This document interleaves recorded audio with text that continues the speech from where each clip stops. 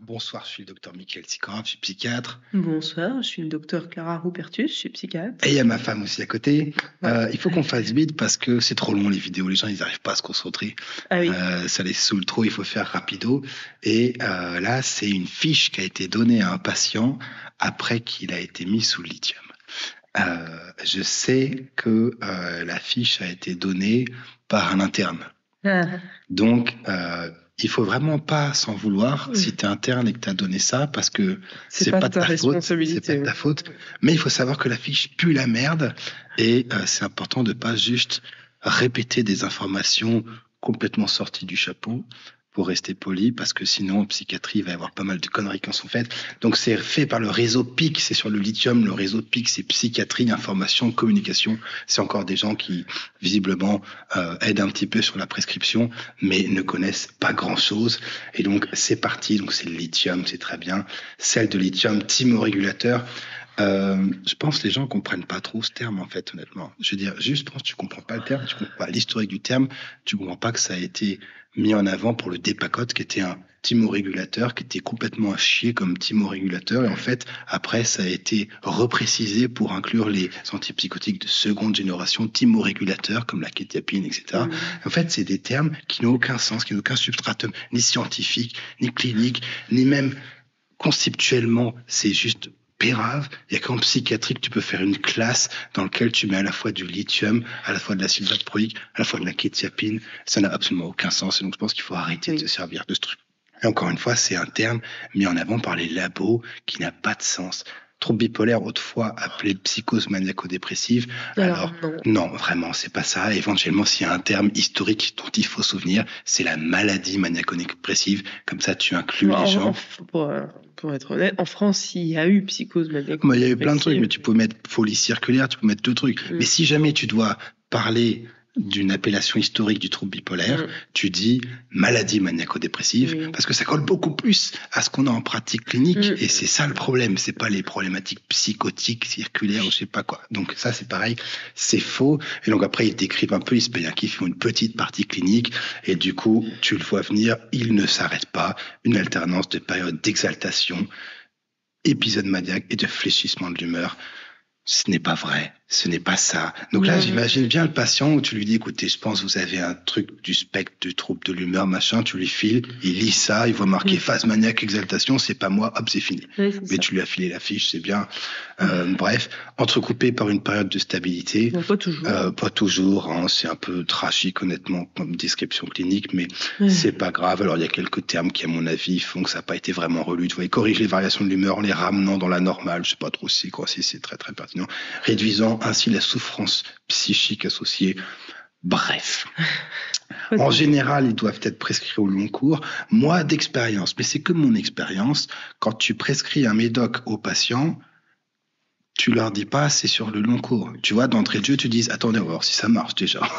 Si ça marche. Si vous le tolérez. Si vous le tolérez, enfin, tu vois, mais tu leur dis pas, ça va être sur le long cours.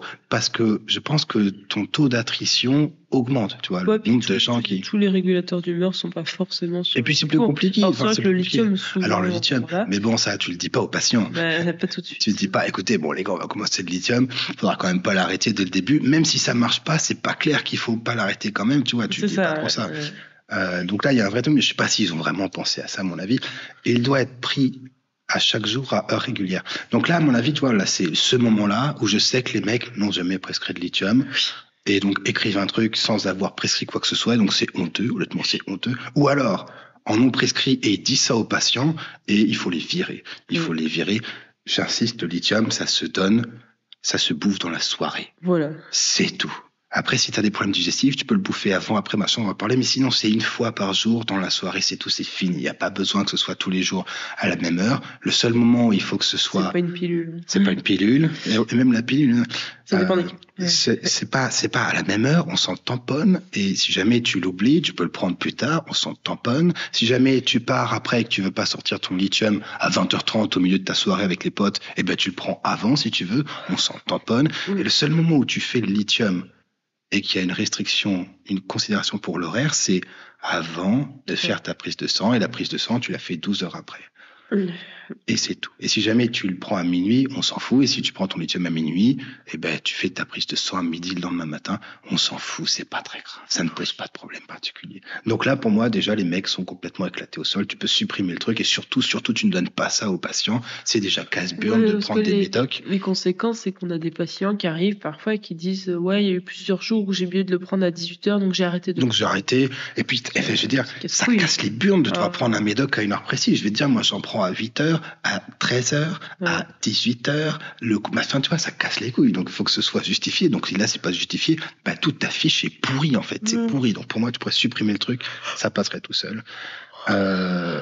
Vérifiez bien que le dosage des comprimés, que vous appréciez votre médecin. Oui, parce que des fois, j'ai eu des pharmacies qui ont échangé 250 mg vers 400 mg au même nombre de comprimés. Oui. Voilà, donc ça, c'est pas très bien, mais ça peut arriver à tout le monde. Prenez le comprimé avec un grand verre d'eau sans les croquer au cours du repas du soir ou bien au moment du coucher en position assise ou debout.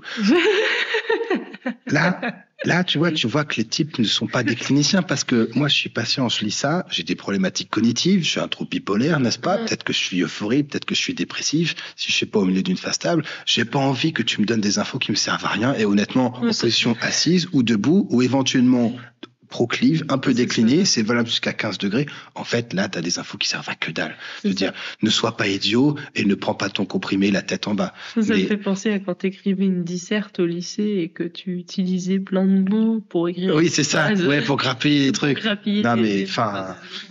Donc, et en plus, c'est con parce que après, bref. Théralite LP doit être pris en une seule fois le soir au moment du coucher. Alors, ça, c'est chelou parce que dans la phrase juste avant, tu as dit au cours du repas du soir ou bien au moment du coucher.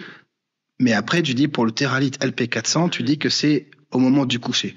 Donc, en fait, tu peux plus prendre le repas du soir. Oui. Mais ça, c'est chelou parce que si tu le prends à jeun, tu risques d'avoir la chiasse. Oui. Ou des nausées. Donc, c'est chelou d'aller recommander ça. C'est méga chelou, honnêtement. Donc, je sais pas ce qu'ils ont fait. Je pense qu'ils ont même pas relu leur fiche, mais c'est pas grave. Et en fait, quand ils mettent Théralite LP400, je me dis horreur. En fait, ça se trouve pour le Théralite 250, ils pensent que c'est plusieurs fois par jour. Et là, on est vraiment les virer. Mais là, on ne sait pas. Donc là, on va pas les juger plus incompétents. Il faut rester prudent. On ne sait pas trop. Donc là, il y a des effets secondaires, les effets indésirables. T'as loupé en cas d'oubli d'une prise. Ah oui, merde, pardon. Alors, en cas d'oubli d'une prise, au-delà de 2 heures, sauter la prise et prendre la quantité prescrite la fois suivante. Cela dit, vu que tu le prends au coucher, je sais pas trop comment ça se passe. Tu le prends au coucher, tu te couches, tu te réveilles 1h30 après le coucher, tu te dis merde, j'ai oublié. Si c'est 1h30, c'est bon, tu peux aller le prendre. Par contre, si c'est 2 heures, tu laisses tomber. Tu vas pas prendre ton lit, tu as plus de 2 heures, machin. Je sais pas d'où ça sort. Je sais pas où est-ce qu'ils ont vu ça, honnêtement. Je sais pas où est-ce qu'ils ont vu ça. Je suis choqué que ça persiste parce qu'en fait, cette fiche tout à fait autre. Nous, on l'a déjà critiqué, mais là, c'est une autre version. Et en fait, je vois que ça se dissémine et c'est un peu, tu vois, c'est un peu comme la peste. Tu vois, c'est en train de contaminer. C'est en train de contaminer les pauvres internes qui sont là, qui sont en train de balancer des infos aux patients. Enfin bref. Alors, effet secondaire, tremblement des mains, parlez-en à votre médecin pour adapter le traitement, voire corriger ses effets. Alors, là, en fait, il faut dire que faut peut-être réduire le café. Tu vois, je pense que s'il y a un truc à dire sur le lithium et les tremblements, c'est le café. Tu vois, tu parles du café aux gens, ça n'a pas été fait à ce moment-là. Je ne sais pas pourquoi, mais c'est pas grave. Problème digestif, diarrhée, oui, ça peut donner la diarrhée, surtout si tu essayes de le prendre le ventre vide avant de te coucher, comme un plouc. Là, vraiment, tu t'es fait avoir par la fiche. On va jamais arriver à faire moins de 10 minutes. C'est pas grave. Et donc là, ils disent, prenez votre médicament au cours des repas. Alors, c'est pas au cours des repas, c'est à la fin des repas. C'est 5-10 minutes après le repas pour que le pôle alimentaire descende dans le tractus digestif et que ça puisse se dissoudre petit à petit. Donc là, ta fiche est fausse. Et là, tu as sorti des infos, genre en mode OMS, tu vois. Manger du riz, des bananes et des carottes. Je sais pas d'où ça sort. Si tu as un papier qui me dit que les diarrhées sous lithium LP, ça s'améliore avec les bananes, les carottes et du riz, je ne sais pas. Je prends l'étude. Et après, le riz et les bananes, pour la prise de poids, c'est pas méga ouf, les amis. C'est pas méga ouf. On en reparlera. Mais là, à mon avis, t'as sorti un truc en claquant des doigts et c'est vraiment très discutable. Alors, nausées et vomissements, prenez de préférence votre médicament au milieu d'un repas. Sauf que là, c'est les effets secondaires les plus fréquents. Et nausées, vomissements avec le lithium LP, c'est quand même pas très très fréquent. Non, ça va. Ouais. Sauf si tu le prends effectivement à jeun, où là tout est possible, parce que ça dégomme un peu, mais personne ne fait ça parce que personne ne lit cette fiche et qu'elle va sûrement être supprimée et ils enverront des messages d'excuses. Et qu'en plus, par défaut, alors je sais pas pourquoi ils parlent du coucher, parce que par défaut on le prescrit plutôt le soir. Vraiment, je ne sais pas. C'est vraiment, bref. Sensation de grande fatigue, effet secondaire, sensation de grande... Moi, je trouve ça fait pas pro. Je trouve ça fait pas pro. Sensation de grande fatigue, effet secondaire le plus fréquent, je trouve ça fait pas pro du tout, honnêtement. Elle peut être liée à une diminution de l'activité de la thyroïde. Oui, mais malheureusement, le problème, c'est pas que tu as une grande fatigue d'un coup, parce que c'est assez simple. C'est plutôt, toi, petit à petit, t'es fatigué, c'est juste mes sensations de grande fatigue. En plus, moi, j'ai pas envie de prendre ton putain de traitement si tu me dis d'un coup sensation de grande fatigue. Et si c'est le cas, t'as intérêt à avoir des données qui justifient le fait que tu préviens, vous pouvez être très fatigué, mais t'as pas de données qui disent ça, tu vois, c'est juste pas un effet secondaire fréquent. Alors, prise de poids et œdème, donc ça, c'est bien d'y avoir pensé. Je n'aurais pas rajouté prise de poids avec œdème parce que pour moi, ça n'a foutrement rien à voir sur le plan de la prise en charge.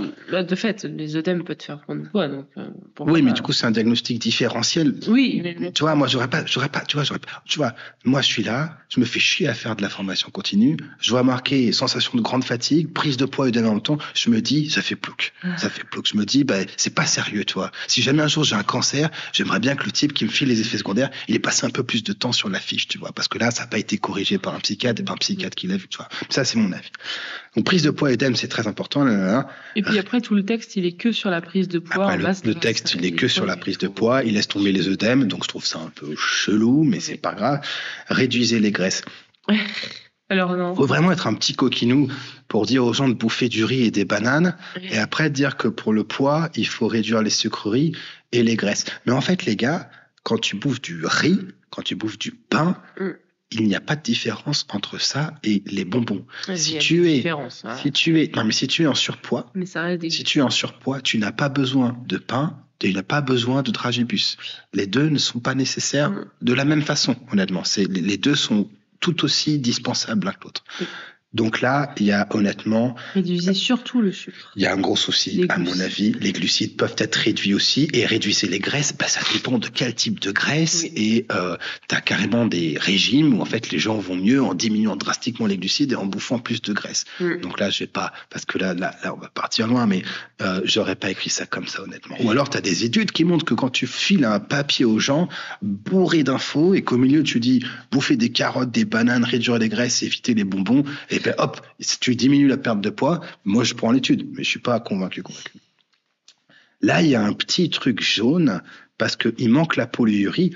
Un des effets secondaires les plus fréquents, c'est que ça fait pisser et que ça donne soif, mais ils l'ont pas mis. Alors ils ont mis sensation de grande fatigue, mais ils ont pas mis le fait que ça fait pisser et que ça donne soif. C'est honnêtement un choix intéressant, pourquoi pas. Troubles cutanés, entre parenthèses acné. Alors pour moi, c'est plus le psoriasis que l'acné. Je ne sais pas s'il y a des données qui contredisent ce que je peux penser. Pourquoi pas, je prends tout.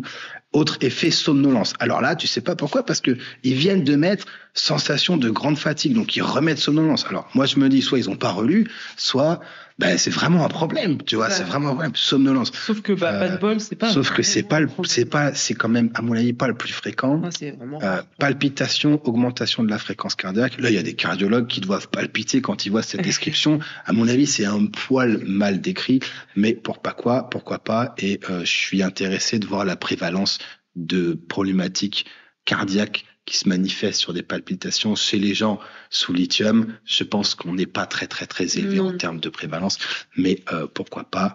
D'autres effets secondaires plus rares peuvent parfois apparaître, oui, et puis d'autres effets secondaires plus fréquents, ça peut faire pisser le lithium, et c'est à surveiller tout de suite, parce que des fois le rein s'adapte, et des fois c'est une des premières manifestations d'une accumulation du lithium dans les cellules principales. C'est vraiment le truc le plus fréquent. Et c'est le truc le plus fréquent. Enfin, je veux dire, si tu fais une fiche et que tu mets pas ça, t'as un souci. Parce qu'en fait, ça pose un problème immédiat. T'as des gens qui pissent et qui disent, je vais moins boire pour moins pisser. Et du coup, ils se déshydratent, le lithium augmente. Enfin, c'est un problème immédiat. Je veux dire, tu te préviens. Il y en a, ils se lèvent 5 fois la nuit pour pisser. Alors, du coup, ça fait des troubles du sommeil. C'est ça. Je vais mieux, docteur, mais je dors pas de la nuit. Enfin, tu vois, t'es passé complètement à côté du coche, honnêtement. Et encore une fois, la polyurie, donc le fait de trop uriner, peut être un signe d'accumulation rénale au niveau de cellules d'accumulation de lithium au niveau de cellules qui n'est pas censé s'accumuler à ce point-là, qui peut être un début de problématiques rénales sur le long terme. Enfin, tu vois, tu peux pas juste passer à côté, en fait, sinon c'est de la merde ce que tu as fait.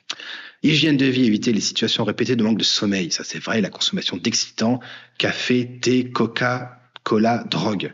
Donc le cola, c'est le Coca-Cola. Ils ont mis que cola. Oui, parce que Coca-Cola, c'est une marque. Ah ouais, ok. Cola, c'est le type de boisson. Putain, tu t'y connais.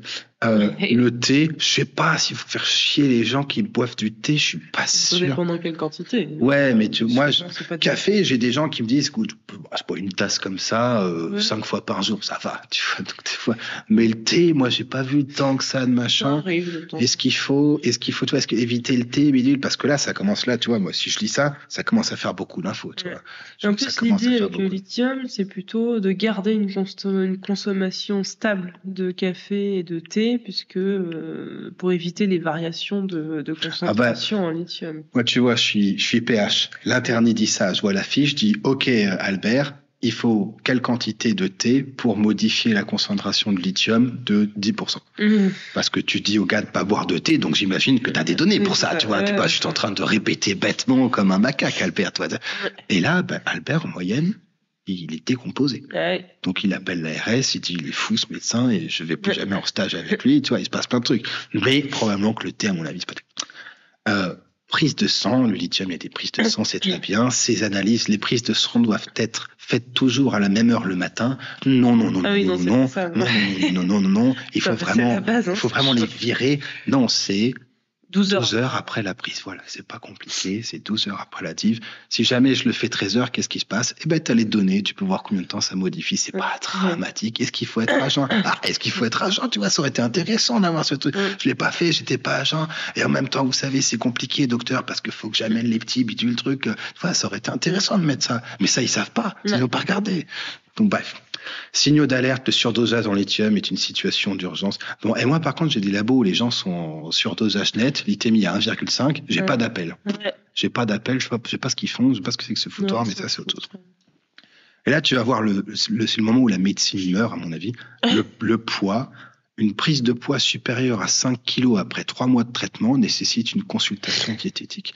Et là, en fait, dans cette phrase, tu n'as des données sur rien. C'est-à-dire que tu mets une limite à 5 kilos, mais tu n'as pas la moindre foutue idée de si ça aurait changé à 4 ou à 3 ou à 6. Tu mets 3 mois, mais tu n'as pas la moindre idée de si c'était 3 ou 2 ou 1,5 ou 4 semaines, tu sais pas. Une consultation diététique, si c'est des œdèmes, tu vas faire perdre du temps. Et c'est toi-même là qui a mis poids et œdème en même temps. Donc, me dis pas, ouais, mais c'est différent. Bref. Et honnêtement, moi, si tu fais 5 kilos après 6 mois, après 6 mois, je t'envoie aussi, on a quand même un souci. Si tu fais 4 kilos en un mois, je t'envoie aussi. Enfin, je sais pas quoi foutre avec cette information, honnêtement. Je ne sais pas. Franchement, je sais pas. Et tu vois, ça aurait été plus honnête. Je pense que ça peut faire prendre du poids. Faites gaffe. Parce que dans les méta-analyses, tu as des gens qui prennent du poids, tu as des gens qui perdent du poids. Si tu fais une moyenne, c'est à peu près neutre sur le poids en moyenne. Enfin, il y a un décalage entre ce que les gens se plaignent en termes d'effets secondaires sur le poids et ce que tu vois dans les études. Enfin, tu vois, il y a plein de trucs. Mais là, tu as complètement sorti ton truc. Tu vois, c'est un machin. Donc, c'est peut-être des gens Bon, bref. Il faut boire suffisamment et de manière adaptée afin d'éviter une déshydratation. Là, moi, je pense que tu pourrais faire une étude sur est-ce que c'est un bon conseil. Est-ce que c'est un bon conseil? Est-ce que suffisamment et de manière adaptée? Je sais pas ce que ça veut dire. Je sais pas quelle quantité. Je sais pas s'il faut boire tout la nuit, s'il faut que je boive le matin plutôt pour éviter de pisser la nuit. Je ne sais pas du tout. Je sais pas la quantité. Et en fait, il manque cette info-là, si tu veux. Moi, là, je retiens juste, putain, on peut se déshydrater. Ça commence à faire beaucoup. Ça commence à faire beaucoup d'emmerde pour une seule molécule que je vais devoir garder à vie pour des phases euphoriques que j'ai pas. Putain, ça commence à être un petit peu. Alors qu'en fait, l'idée en population générale, c'est que vu que ça fait pisser, ça donne soif et donc il faut boire tant qu'on a soif. Tu bois tant que t'as soif, c'est quand même pas méga compliqué, franchement. Suffisamment et de manière adaptée. Je sais, t'imagines, je sais pas moi, bref. Tu sors, tu fais OK. Et je peux emprunter combien chez vous, monsieur le banquier? Écoutez, suffisamment, de la bonne façon, de manière adaptée, voilà. Enfin bref. Non, je te jure, le mec, il est venu changer mes chiottes, il était plus précis que sur la façon. Bref. Ce médicament peut entraîner une prise de poids. Alors là, attends, tu l'as mis juste là. Qu'est-ce qui se fait? Tu l'as mis là, tu l'as mis là. C'est un médicament qui peut faire prendre du poids, mais on n'est quand même pas au rang des médicaments qui font prendre du poids, surtout dans les régulateurs de l'humeur. C'est pas le pire. C'est quand même pas le pire du tout. Insiste pas comme ça, quoi. C'est pas très sérieux. Donc là, entraîner une prise de poids pour éviter une surcharge pondérale, il faut se surveiller une fois par semaine le premier mois, puis mensuellement. Je sais pas d'où ils sortent ça, mais pourquoi pas. Ouais. Il faut éviter les sucreries. Mais tu l'as déjà dit. Attends, tu l'as déjà dit, c'est pas possible. Une prise de poids supérieure. Ah, non, tu l'as remis, mais tu l'as mis juste là. Ils sont pas relus, c'est pas relu. C'est pas bon, bref. L'alcool. Alors, la prise d'alcool est contre-indiquée, surtout en début de traitement, car elle peut entraîner une somnolence excessive, augmenter les effets indésirables, le mal-être et l'angoisse. What the fuck? Qu'est-ce que d'où tu sors ça? Elle peut aussi augmenter le taux de lithium dans le sang. Là, va falloir parler de la dose. Hein. Alors si tu prends faut parler de la dose parce que tu peux me dire, la bière, ça déshydrate, machin. Oui, tu peux. Mais c'est la déshydratation qui augmente le taux. C'est plus compliqué. C'est plus compliqué. Vraiment, c'est plus compliqué et faut pas se planter. Enfin, je veux dire, si moi je bois un verre le samedi soir avec ma femme. Je bois pas d'alcool, me faites pas chier. Si je bois un verre le samedi soir avec ma femme et que tu commences à me dire tu peux plus boire d'alcool, tu peux plus boire de thé, il faut prendre le truc à telle heure, faut faire les prises de sang à tel jour, si jamais il se passe 200 machin, faut être debout ou assis ou machin, je vais finir par t'envoyer bouler, mon gars. Je veux dire, je vais t'envoyer bouler. T'as intérêt à avoir des putains de données pour montrer. Par la suite, une consommation très modérée est possible. Alors là, c'est vraiment bien joué parce que t'as des patients bipolaires, t'as bien pigé qu'il fallait leur dire, surtout dormez bien. Tu leur as dit pas de drogue. Par contre, tu leur as dit l'alcool, c'est bien, mais de façon modérée. Alors là, moi, je suis con, je me dis, ok, c'est quoi modéré? Et je me dis, oh, l'OMS a donné une définition. Oui, sauf que la Société française de cardio a donné une définition, la Société française des bateaux a donné une définition, la Société d'addiction, machin. En fait, tous ces spécialistes ont nous donné une idée, une définition de quelle est la bonne quantité d'alcool à consommer quand on a un patient atteint de trouble de l'humeur. Mon avis personnel est que c'est 0, mais je n'ai pas de données sur ça. Tu vois, vu que j'ai pas de données, quand je te dis l'info, je te préviens, je n'ai pas de données. Ça évite de faire de moi un gourou, parce que sinon, on se fait plus chier à faire les études. Donc en fait, c'est plus compliqué, une consommation très modérée possible. Je sais pas ce que ça veut dire du tout. Puis je pense que ce serait pas mal de préciser que l'alcool est un problème plus en fait dans le trouble de l'humeur de manière générale que par rapport aux médicaments. Le lithium. Sauf si effectivement. Sauf sur certains types de consommation, mais. C'est ça. Sauf si tu te balances des murges massive, mais là je pense pas que ta petite fiche elle change grand chose. Type de consommation mondain entre guillemets modéré façon OMS, c'est-à-dire 2 verres tous les soirs pour un monsieur, en fait ça peut poser problème sur l'humeur pour le coup. Mais c'est plus ça. Mais tu vois là c'est 10 fois plus compliqué. Me sors pas des trucs du chapeau comme ça. Les drogues, la consommation de ces produits. Mais l'alcool c'est une drogue. Je veux dire l'alcool c'est une drogue. Je sais pas ce qu'il faut faire pour que ce soit intégré. Si tu veux, si même les gens qui t'invite à prescrire les psychotropes, on pas pigé le truc, je sais pas ce qu'il faut faire. Donc là, c'est un peu le problème en fait, il faudrait préciser les drogues illicites. Mais tu mets le nom, tu vois, t'as mis le Coca-Cola, t'as mis la théine, tu peux mettre le nom des drogues, tu vois, je veux dire, ça prend 3 mots. T'as mis position demi-assise, debout, proclive, les jambes en arrière, tu peux mettre le nom des drogues, on n'est pas à 4 mots près. T'as mis 6 fois le poids, t'as répété des phrases entières, tu mets le nom des drogues, c'est quand même pas compliqué, franchement. Les médicaments, ne prenez pas de médicaments non prescrits par votre médecin. Alors ça, c'est très bien. Hein. Ça aurait été bien de préciser. Le problème, c'est que c'est pareil. C'est pareil. En fait, tu peux mettre les anti-inflammatoires non stéroïdiens parce que c'est le truc en vente libre qui te pète le rein cash et qui est à l'origine des problématiques rénales avec le lithium quand il y a des associations. Mais le souci, c'est que tu habites tellement d'infos inutiles, tu habites tellement de répétitions, tu habites tellement d'infos que tu sors de nulle part qu'en fait, les bonnes, tu les mets pas. Donc là, tu es en fin d'un truc de 2 pages. Faut pas avoir fait une dépression parce que si tu fais une dépression, tu sais que les mecs il a décroché direct quoi. Donc bref, c'est pas grave. La conduite de véhicule, soyez très prudents, ne conduisez pas sans l'avis d'un professionnel. Oh, putain, ça c'est n'importe quoi. Possible, quoi. Le lithium c'est absolument pas problématique. Je lis ça, franchement ton médoc il dégage. C'est la même un machin, en plus je peux plus conduire, tu fais chier. Alors en fait la bonne nouvelle c'est que quand tu es dépressif et que tu conduis, c'est comme si tu avais 1 gramme dans le sang. Et donc, là, vous avez une scission entre les informations qui sont pertinentes pour les patients et les informations qui sont pertinentes pour ne pas avoir de problème avec les avocats et se dédouaner. Et donc, c'est un exemple typique. En fait, à mon avis, ça, c'est tellement plus nuancé que tu le mets juste pas, quoi. C'est pas, tu prends ton lithium, soyez très prudent, machin, truc, c'est beaucoup plus compliqué que ça, à mon avis. C'est beaucoup plus compliqué que ça. La prise régulière du traitement conditionne son efficacité qui apparaît après quelques semaines. Alors, la prise régulière, c'est pareil, je sais pas tout ce que tu as dit. Est-ce que c'est quotidien? Est-ce que c'est tous les jours? Est-ce que si je l'oublie une fois, il se passe quelque chose, machin, tu vois, ça aurait été bien de préciser. Moi, je dis aux gens, vu que je sais que la majorité des gens l'oublient une fois ou deux par semaine, je leur dis, écoutez, au pire, si vous l'oubliez, c'est pas dramatique, tu vois. Je leur dis pas, prends-le tous les jours, et s'il y a 2 heures, c'est laisse tomber, c'est mort, enfin, tu vois, je dis pas ça. Je dis pas ça. Du coup, ce sera pas efficace. Et du coup, ce sera pas efficace. Enfin, tu vois, je dis pas ça, c'est plus compliqué, tu vois, ça sert à que dalle, ton truc. Et son efficacité qui apparaît après quelques semaines, ça, c'est faux. C'est juste faux. T'as des gens qui vont bien en 5 jours. Ça n'a aucun intérêt d'aller dire aux gens l'efficacité dans quelques semaines. C'est faux. Parce que dans les études, c'est plus rapide. Et dans les études, quand tu regardes le placebo n'a pas d'efficacité en quelques semaines. Donc, cette phrase est fausse. C'est complètement faux. C'est complètement faux. C'est pas grave. Tu peux prendre un semainier si tu veux, etc., etc., etc. Donc, voilà. Donc, pour moi, si je devais mettre une note, je noterais 0. Ça dégage. Ça ne sert à rien. Ça ne sert à rien. C'est encore le réseau PIC, psychiatrie, information, communication. Voilà, je pense que c'est de la grosse merde. C'est pas grave, tu changes. Et alors, à la limite, on pourrait se faire plaisir. Tu vois, genre, ouais, mais vous voulez toujours faire des études. Alors, ce qu'on pourrait faire, c'est faire une étude, machin, truc. Mais là, moi, si tu veux, on fait une étude. Je te montre que ça sert à rien. Non, mais elle est nulle, de toute façon, cette fiche. Et en plus, ça a été donné à une patiente qui, je sais même pas si elle peut la lire. Honnêtement. Je sais même pas si elle peut la lire. Je suis pas sûr qu'elle ait les capacités cognitives pour la lire.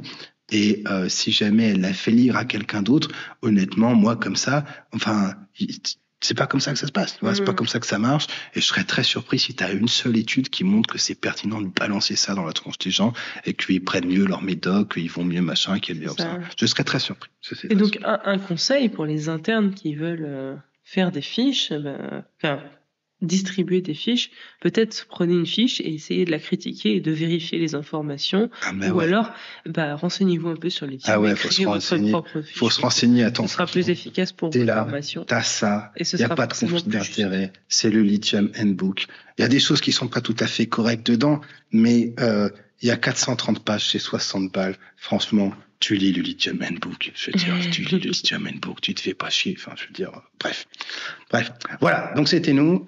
Il n'y a pas de conflit d'intérêt particulier. Ceux qui veulent aller un petit peu plus loin peuvent s'abonner au Substack.